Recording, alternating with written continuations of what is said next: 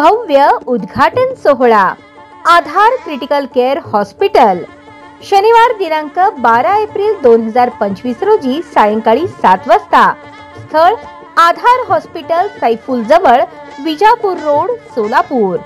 उद्घाटन शुभ हस्ते माननीय नामदार संजयजी राठोड, कॅबिनेट मंत्री मृद व जलसंधारण महाराष्ट्र राज्य। प्रमुख उपस्थिती माननीय आमदार देवानंद भाऊ चव्हाण विजापूर। निमंत्रक युवराज भैया राठोड, संस्थापक Sonai foundation Solapur. Doctor Yogesh Rathod, MBBS MD DNB FCCM IDCCM ईडियाक फेलो इन इन्फेक्शन्स डिसीजेस आणि doctor Sheetal Pawar Rathod, MBBS MD DNB critical care medicine EDAIC European diplomate fellow in ECMO यांचे आधार क्रिटिकल केअर हॉस्पिटल।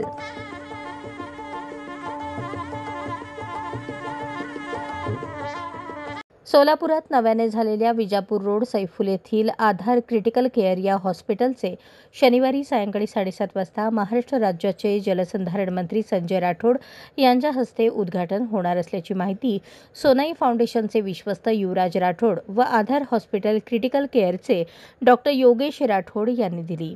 राज्याचे मृदू व जलसंधारण मंत्री संजय राठोड हे शनिवारी सोलापूर दौऱ्यावर येत आहेत। त्यांच्या उपस्थितीत 2 महत्त्वाचे कार्यक्रम होणार आहेत। त्यापैकी एक म्हणजे सोलापूर परिसरात नव्याने उभारण्यात आलेल्या आधार क्रिटिकल केअर सेंटर या हॉस्पिटलचे उद्घाटन त्यांच्या हस्ते होणार असून त्यानंतर ते युवराज राठोड यांच्या जुळे सोलापूर येथील समर्थनगर येथील निवासस्थानी सदिच्छा भेट देणार आहेत। चंदनाचे वृक्ष तोडण्यास मनाई आहे। वन विभागाकडून अनेक अटींची पूर्तता केल्यानंतर काही प्रमाणात या वृक्षाचे दोहन करण्यास परवानगी मिळू शकते। महाराष्ट्राच्या शेजारील कर्नाटक राज्यामध्ये चंदनाचे वृक्ष मोठ्या प्रमाणात आहेत व सदर वृक्षांचा व्यावसायिक वापर करणे सुलभ आहे।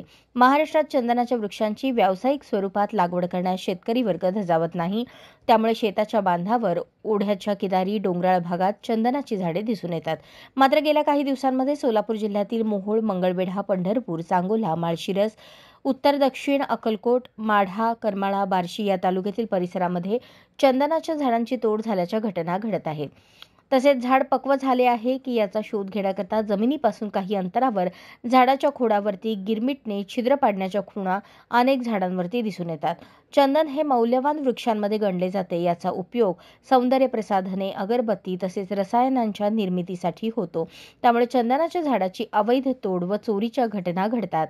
या घटना रोखण्यासाठी वन विभाग व महसूल विभाग आणि पोलिसांनी प्रयत्न करणे गरजेचे आहे। ग्रामीण भागातील चंदनाच्या प्रत्येक झाडाचे जिओ टॅगिंग करणे अपेक्षित आहे, परंतु या तिन्ही खात्याकडून कोणतेच प्रयत्न दिसून येत नाहीत, अशी खंत सामाजिक कार्यकर्ते पैलवान माऊली हेगडे यांनी व्यक्त केली।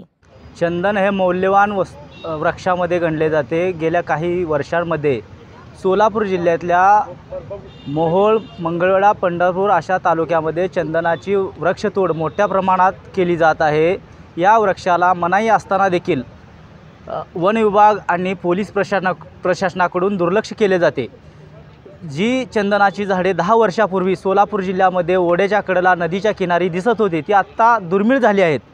जी झाडं शिल्लक आहेत त्या झाडांना गिरमिटने होल पाडून चंदन तपासले जाते, परंतु चंदन चोरी करणाराला अद्याप ही कोणत्या प्रकारचा दंड होत नाही किंवा त्यांच्याकडे जाणून बुजून शासनाकडून दुर्लक्ष केले जाते।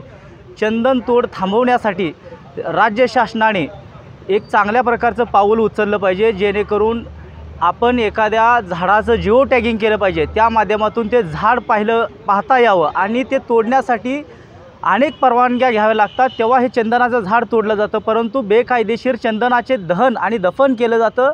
त्यामुळे शासनाचं जे काही ध्येयधोरण आहेत हे अत्यंत चुकीच्या पद्धती आहेत। त्यामुळे भारतासारख्या देशाला आज वृक्षापासून वंचित राहावे लागत आहे। वृक्षतोडीमध्ये भारत जगामध्ये 2ऱ्या क्रमांकाला आहे, परंतु शासन एका बाजूला आपण पाहत असाल की शासनाला वृक्षतोडीबाबत कोणतीच दयामाया नाही। वृक्ष तोडले जातात, चंदनासारख्या मौल्यवान वस्तू तोडल्या जातात, परंतु शासन याकडे जाणून बुजून दुर्लक्ष करत आहे। वन विभाग आणि पोलीस प्रशासन फक्त बघ्याची भूमिका घेत आहे। राज्यात एक हृदयद्रावक घटना समोर आली आहे। मी माझ्या पत्नीवर खूप प्रेम करतो, तिला आजारपणातून मुक्त करत आहोत व तिच्यासोबत मी पण मुक्त होत आहे अशी सुसाईड नोट लिहून सेवानिवृत्त मुख्याध्यापकाने आजारपणातून मुक्तता करण्यासाठी पत्नीचा गळा दाबून खून केला. नाशिकच्या जेल रोड परिसरात ही घटना घडली. त्यानंतर स्वतः गळफास घेत त्याने आत्महत्या केल्याची धक्कादायक घटना उघडकीस आली आहे. ही घटना नारायण बापू नगरच्या एकदंत अपार्टमेंटमध्ये घडली. लता मुरलीधर जोशी वय 71, मुरलीधर रामचंद्र जोशी वय 80 अशी मृत दाम्पत्यांची नावे आहेत. पोलिसांच्या माहितीनुसार जोशी दाम्पत्य एकदंत अपार्टमेंटमध्ये वास्तव्यास होते. त्यांची दोन्ही मुले मुंबईमध्ये राहतात. सेवानिवृत्त शिक्षिका लता 4 वर्षांपासून आजारपणाशी लढा देत होत्या. त्यामुळे मुरलीधर यांनी त्यांच्या सेवेसह घरातील कामे करण्यासाठी एका संस्थेमार्फत सीमा राठोड या विवाहितेला केअरटेकर म्हणून कामास ठेवले. बुधवारी दुपारी 2:30च्या सुमारास सर्व काम करत असताना मुरलीधर यांनी 1000 रुपये राठोड यांना देऊन घरातील काही वस्तू आणण्यास आणि त्यांची स्वतःची कामे करून संध्याकाळी येण्यास सांगितले. बुधवारी दुपारी केअरटेकर सीमा या घरकाम आटपून निघून गेल्या. त्यानंतर मुरलीधर यांनी चिठ्ठी लिहून पत्नीचा गळा आवळला आणि स्वतःही गळफास घेतला. सायंकाळी 7 वाजेच्या सुमारास राठोड पुन्हा घरी आल्या. त्यांनी त्यांच्याजवळील चावीने दरवाजा उघडला असता वृद्ध दाम्पत्य मृतावस्थेत आढळले. या घटनेची माहिती मिळताच वरिष्ठ पोलीस निरीक्षक जितेंद्र सपकाळे यांच्यासह पोलिसांनी घटनास्थळी धाव घेतली. पोलिसांना घरात सुसाईड नोट आढळून आली. आत्महत्येपूर्वी मुरलीधर यांनी लिहिलेल्या चिठ्ठीत माझे पत्नी लतावर खूप प्रेम आहे. ती अंथरुणाला खिळून असून आजाराला वैतागून गेली आहे. तिला या आजारातून मुक्त करण्यासाठी आणि तिच्यासोबत मी पण मुक्त होत आहे. घरकाम करणाऱ्या सीमा हिने पत्नी लता हिची खूप सेवा केली. तिच्यासाठी 50,000 रुपये बाजूला काढून ठेवले असून ते तिला देण्यात यावेत. आमच्या दोघांच्या अंत्यसंस्काराचे पैसे देखील ठेवले असून अंत्यसंस्कारासाठी कोणीही खर्च करू नये. तसेच पत्नी लता हिच्यावर अंत्यसंस्कार करण्यापूर्वी नवीन साडी, मंगळसूत्र, जोडवे असे सर्व घालून अंत्यसंस्कार करावे. माझी आत्महत्या फेल झाली तर मात्र वृद्धाश्रमात ठेवावे. माझ्या कृत्यास कोणीही जबाबदार नाही असा मजकूर चिठ्ठीमध्ये असल्याचे पोलिसांनी सांगितले.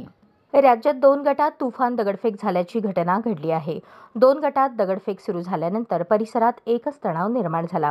रस्त्यावरील नागरिक सैरावैरा पळू लागले. या दगडफेकीत वाहनांच्या काचा फुटल्या तर काहींची डोकी फुटली. जालन्यात झालेल्या दगडफेकीत जवळपास 5 जण जखमी झाले आहेत. दगडफेकीचे कारण अद्यापही अस्पष्ट आहे. दगडफेकीनंतर जालन्यातील कदीम जालना पोलीस घटनास्थळी पोहोचले आहेत. जखमींवर जालना जिल्हा सामान्य रुग्णालयात उपचार सुरू आहेत. जालना जिल्हा सामान्य रुग्णालयासमोर 2 गटातील दगडफेकीचे कारण अद्याप समोर येऊ शकलेले नाही. पोलीस घटनास्थळी पोहोचत परिस्थितीवर नियंत्रण मिळवले. दगडफेकीत जखमी झालेल्यांना तातडीने रुग्णालयात दाखल करण्यात आले आहे.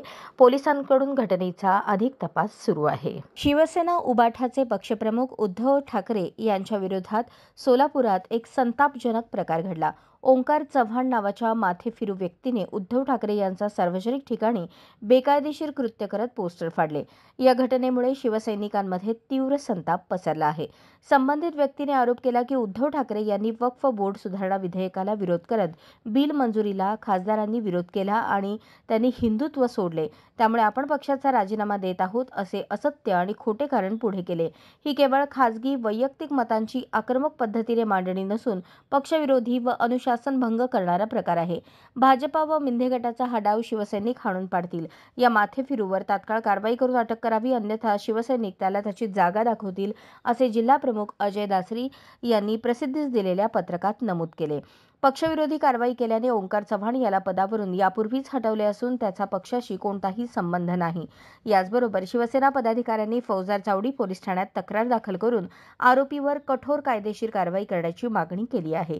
शिवसैनिकांच्या मते हा प्रकार केवळ उद्धव ठाकरे यांचाच नव्हे तर संपूर्ण शिवसेनेच्या विचारधारेचा आणि महाराष्ट्राच्या अस्मितेचा अवमान आहे. पक्षशिस्त आणि नेतृत्वाचा अपमान सहन केला जाणार नाही असा इशारा देत शिवसेनेने पुन्हा एकदा आपली भूमिका स्पष्ट केली आहे की हिंदुत्व आमच्या हृदयात आहे, पण द्वेष आणि फोडाफोडीच्या राजकारणाला थारा नाही. यावेळी उपजिल्हा प्रमुख प्रताप चव्हाण, शहर प्रमुख भैया धाराशिवकर, दत्तात्रय बांदकर, विधानसभा प्रमुख दत्ता माने, निवडणूक यंत्रणा प्रमुख शशिकांत बिराजदार, कामगार सेना सचिव अजय खांडेकर, उपशहर प्रमुख चंद्रकांत मानवी आदी पदाधिकारी उपस्थित.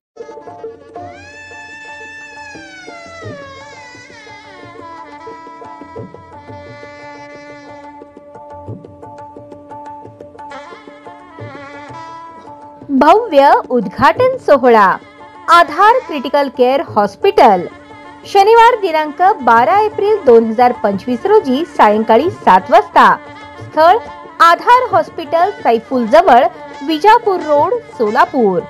उद्घाटन शुभ हस्ते माननीय नामदार संजयजी राठोड, कॅबिनेट मंत्री मृद व जलसंधारण महाराष्ट्र राज्य। प्रमुख उपस्थिती माननीय आमदार देवानंद भाऊ चव्हाण विजापूर। निमंत्रक युवराज भैया राठोड, संस्थापक Sonai foundation Solapur. Doctor Yogesh Rathod, MBBS MD DNB FCCM IDCCM ईडियाक फेलो इन इन्फेक्शन्स डिसीजेस आणि doctor Sheetal Pawar Rathod, MBBS MD DNB critical care medicine EDAIC European diplomate fellow in ECMO यांचे आधार क्रिटिकल केअर हॉस्पिटल।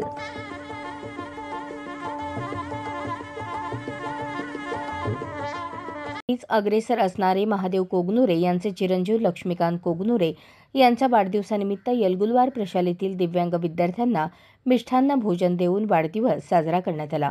आपण आपल्या वाढदिवसाच्या निमित्ताने लाखो रुपये खर्च करून वेगवेगळ्या पद्धतीने वाढदिवस साजरा करतो, पण लक्ष्मीकांत कोगनुरे या तरुणाने आपला वाढदिवस दिव्यांग मुलांबरोबर साजरा केला। लक्ष्मीकांत कोगनुरे यांनी समाजाला आणि आजच्या तरुण पिढीला आपण समाजाचे काहीतरी देणे लागतो याची प्रचिती करून दिली।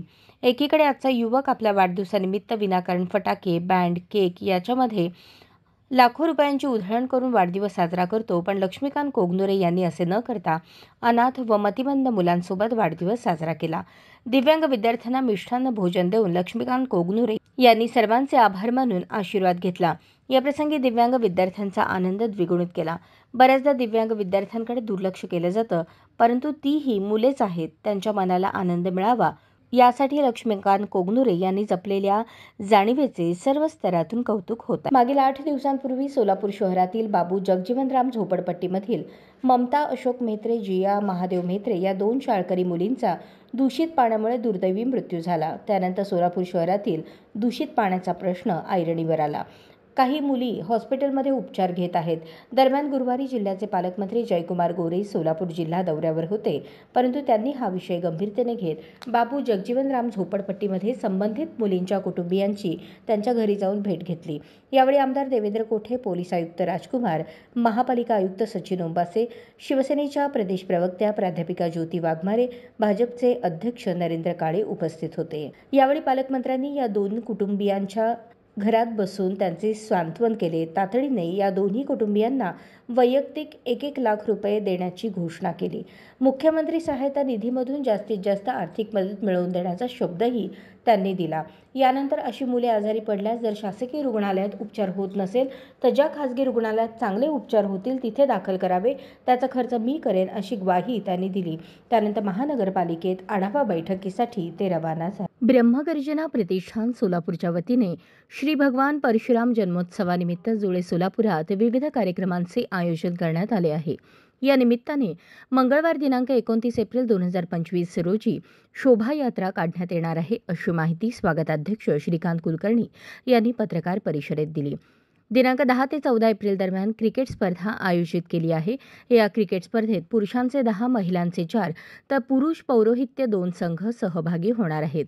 सोमवार दिनांक 14 एप्रिल रोजी सायंकाळी 5 वाजता लोकमान्य टिळक यांचे वारसदार रोहित टिळक पुणे यांच्या हस्ते या क्रिकेट स्पर्धेचे बक्षीस वितरण करण्यात येणार आहे।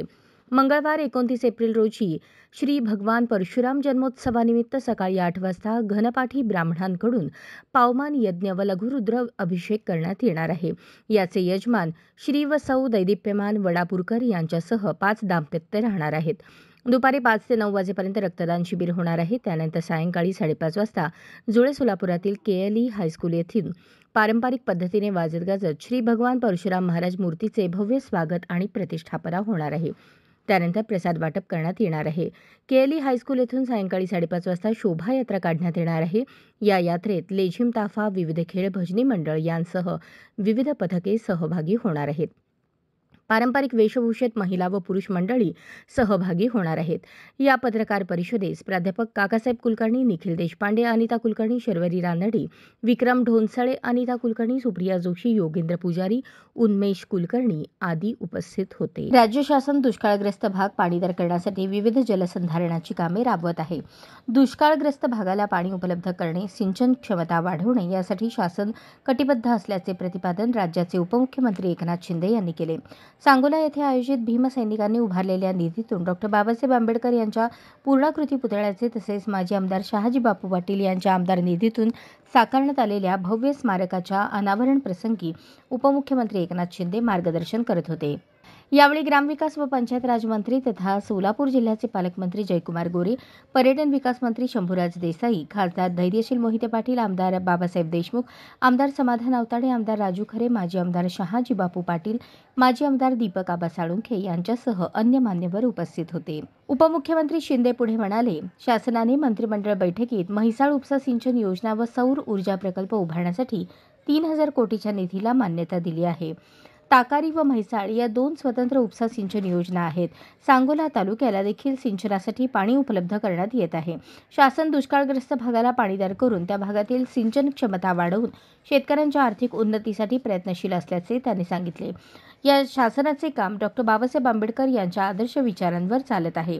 डॉ. आंबेडकर यांनी देशाला जे संविधान दिले त्यामुळे सर्वसामान्य नागरिकांना न्याय मिळत आहे। जिथे डॉ. बाबासाहेब आंबेडकर यांच्या पाऊलखुणा आहेत तो भाग शासनाच्या वतीने विकसित करण्यात येत असून त्यांच्या आठवणींना उजाळा देण्यात येत आहे। यावेळी पालकमंत्री जयकुमार गोरे म्हणाले, डॉ. बाबासाहेबांच्या या स्मारकातून आपण बाबासाहेबांचे विचार, समता, स्वातंत्र्य, बंधुता हे सर्व घटकांपर्यंत पोहोचवण्याचा प्रयत्न करू। शासन समाजातील सर्व घटकांच्या सर्वांगीण विकासासाठी प्रयत्नशील असून सांगोला तालुक्याचाही विकास करण्यात येईल असे त्यांनी सांगितले। प्रारंभी उपमुख्यमंत्री एकनाथ शिंदे, पालकमंत्री जयकुमार गोरे, पर्यटन मंत्री शंभूराज देसाई यांच्या हस्ते सांगोला येथे डॉ. बाबासाहेब आंबेडकर यांच्या पूर्णाकृती पुतळ्याचे अनावरण करण्यात आले। त्यानंतर माजी आमदार शहाजी बापू पाटील यांनी डॉ. आंबेडकर यांचा पूर्णाकृती पुतळा व त्यांचे भव्य स्मारक या अनुषंगाने प्रास्ताविक केले। या कार्यक्रमास हजारो भीमसैनिक उपस्थित होते। राज्यातील तापमानात सध्या चांगलीच वाढ होत आहे। राज्याच्या विविध भागातील तापमानाने आधीच 40शी ओलांडलेली आहे। पारा वेगाने 50कडे जाताना दिसत आहे। बहुतांश ठिकाणी कमाल तापमान 40 अंशांवर गेल्याची नोंद आहे। हवामान विभागाच्या नोंदीनुसार नंदुरबारमध्ये पारा तब्बल 45.3 अंशांवर स्थिरावला, तर जळगाव, अकोल्यात 43.7 अंशांची नोंद झाली आहे। संपूर्ण राज्यात उष्णतेचा त्रास वाढला आहे। विदर्भ वगळता उर्वरित राज्यात तापमानाचे उच्चांक गाठले आहेत। हवामान विभागाच्या अंदाजानुसार विदर्भात पुढील 4 दिवस वादळी वाऱ्यासह अवकाळी पावसाचा इशारा देण्यात आला आहे। मराठवाड्यातील छत्रपती संभाजीनगर, जालना, बीड जिल्ह्यात उष्ण आणि दमट हवामानाचा इशारा दिला आहे। छत्रपती संभाजीनगरमध्ये 42.5 अंश सेल्सिअस तापमान नोंदवले गेले, तर कोकण, मध्य महाराष्ट्र आणि मराठवाड्यातील तापमान नेहमीपेक्षा जास्त नोंदवले गेले। किमान तापमानही प्रचंड वाढल्यामुळे सकाळी साधारण 9 वाजल्यापासूनच उन्हाचा चटका बसू लागला आहे।